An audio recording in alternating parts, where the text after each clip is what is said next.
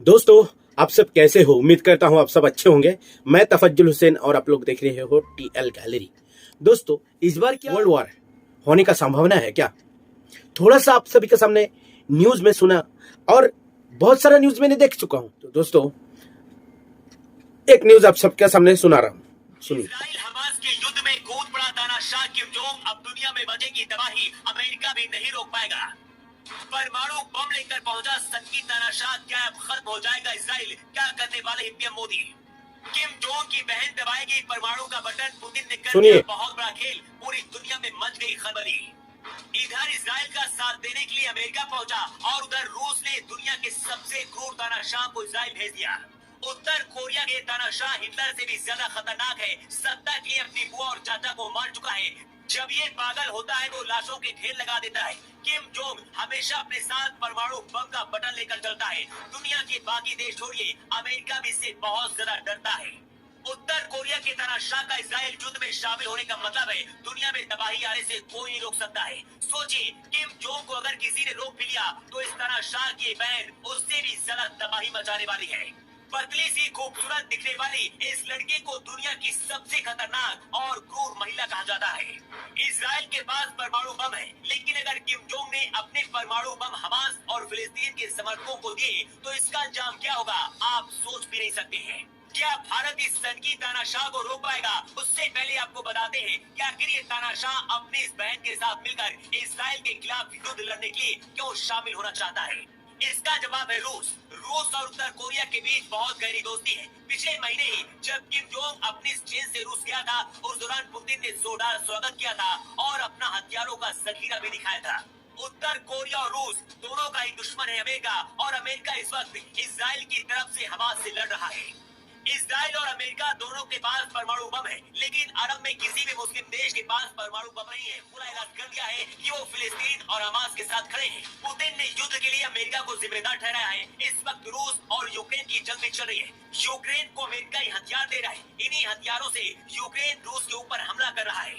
अब Putin America से इसी का बदला लेना चाहते हैं। सूत्रों का दावा है कि पुतिन ने उत्तर कोरिया के तानाशाह किम जोंग को फिलिस्तीन जाने के लिए राजी कर लिया है। किम जोंग अगर अपना परमाणु बम का बटन अपने साथ लेकर इजराइल के अंदर पहुंचता है तो इजराइल को एक जंग हारनी पड़ेगी। अगर इजराइल फिर भी नहीं माना तो परमाणु युद्ध शुरू हो सकता है और इसकी चपेट में पूरी दुनिया आ जाएगी। किम जोंग को पगला तानाशाह भी कहा जाता है, जो रूस के इशारे पर ही काम करता है। इससे भी ज्यादा खतरनाक इसकी बहन है जिसका नाम है किम यो जोंग। मासूम सी दिखने वाली किम जोंग की बहन अपने भाई से भी ज्यादा क्रूर है और अपने दुश्मनों को परमाणु बम से उड़ाने की धमकी देती रहती है। दक्षिण कोरिया की खुफिया एजेंसियों का दावा है कि इस वक्त किम की बहन इतना ज्यादा भूत हो गई है कि अपने भाई को भी अपने वश में कर चुकी है। उत्तर कोरिया के पास परमाणु बम है और इसकी मदद खुद पुतिन करते हैं। किम जोंग अगर हमास के समर्थन में युद्ध लड़ने के लिए गया तो दुनिया में तीसरा विश्व युद्ध होने से कोई नहीं रोक पाएगा। लेकिन क्या इसे भारत रोक सकता है? इसका जवाब है हाँ, लेकिन ये इतना आसान नहीं होगा। रूस के बाद दुनिया में अगर कोई दूसरा देश है वो सिर्फ भारत ही है जिसकी बात ये तानाशाह कुछ हद तक सुनता है। रूस और भारत के रिश्ते बहुत अच्छे हैं। ऐसे में अगर पीएम मोदी पुतिन से बात करते हैं और इस तानाशाह से बात करते हैं तो शायद इसे रोका जा सकता है। लेकिन इसके सिर पर हाथ खुद पुतिन ने रखा है, इसलिए इसे रोक पाना असंभव लग रहा है। हमास के आतंकियों को अगर गलती से भी किम जोंग का साथ मिल गया तो इजराइल दुनिया के नक्शे से खत्म हो सकता है। सबसे बड़ी मुश्किल इस वक्त भारत के लिए खड़ी हो गई है, क्योंकि एक दोस्त रूस आतंकी हमास के साथ खड़ा है और दूसरा दोस्त इजराइल हमास से लड़ रहा है। अगले 24 घंटे में भारत क्या फैसला लेता है इस पर पूरी दुनिया की नजर है। लेकिन आपको क्या लगता है, ऐसे हालात में भारत को क्या करना चाहिए? अपनी राय आप कमेंट बॉक्स पर लिखकर आप अपना राय जरूर कमेंट पर दीजिएगा, क्योंकि ये जो हमला अगर होने जा रहा है, अगर हो गया तो दुनिया तबाह बन जाएगा। दुनिया में कुछ नहीं रहेगा, मानवता को कुछ नहीं रहेगा। ह्यूमैनिटी की क्या होगा?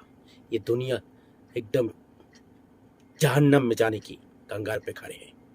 अगर इसको रोका ना जाए तो ये बहुत बुरी हो सकती है। आप सभी को पता है, बाइडेन इस वजह से जब ईरान ने धमकी दी, ईरान ने सब मुसलमान राष्ट्रों को एक हो करके इजराइल का ऊपर हमला करने की धमकी दी, तब बाइडेन को समझ में आया। और बाइडेन अभी आ रहा है, जॉर्डन पे भी आ रहा है, जॉर्डन पे भी आएगा, इसराइल में भी पहले आके यहाँ बातचीत करेगा, फिर जॉर्डन जाएगा, मिस्र जाएगा, हर जगह जाके वो उसको अब फिलिस्तीन के नेताओं से बात करेगा और उसको आपस में लाने के लिए आए हैं। लेकिन क्या हुआ, बहुत चढ़ा दिया। और देखो शत्रु है, अमेरिका का शत्रु कौन है? कोरिया, उत्तर कोरिया और रशिया, ये दोनों। चाइना भी आपको अमेरिका के शत्रु है। तो रशिया चाह रहा है चाइना का शत्रु, रशिया भी आ रहा है। देखो अरबों मुल्क में पारमाणविक बम नहीं है, ये अस्त्र नहीं है, बाकी सब कुछ है, लेकिन इजराइल के पास है। तो इसलिए इजराइल ताकतवर है और इजराइल का पास ताकत वही दिखा रहा है, इसलिए अरब मुल्क का ताकत कमजोर है, अरब में वो नहीं है।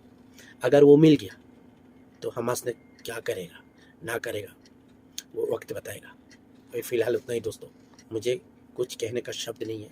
आप सब दुआ करें, जो जितना हुआ इससे ज़्यादा आगे ना बढ़े। और जो लोग परेशान हैं, लाखों लाख लोग परेशान हैं, मिलियन से भी ऊपर, 11 लाख 12-14 लाख, यानी पूरा 20 लाख का ऊपर जितना लोग है सब परेशान हैं। इन लोग के लिए दुआ करें। इन लोग का खाने पीने का इंतजाम नहीं है सही से, मेडिकल में भी कोई सुविधा नहीं है, बहुत बुरी हाल है, बता नहीं सकता। जैसे सभी देख रहा हूँ, जैसे न्यूज़ देख रहा हूँ, फोटोज़ देख रहा हूँ, कुछ लफ्ज़ में नहीं आ रहा है दोस्तों। आप लोग दुआ करें और ये जो वर्ल्ड वार वो रुके, उतना ही दोस्तों। जय हिंद, जय भारत, जय हिंद।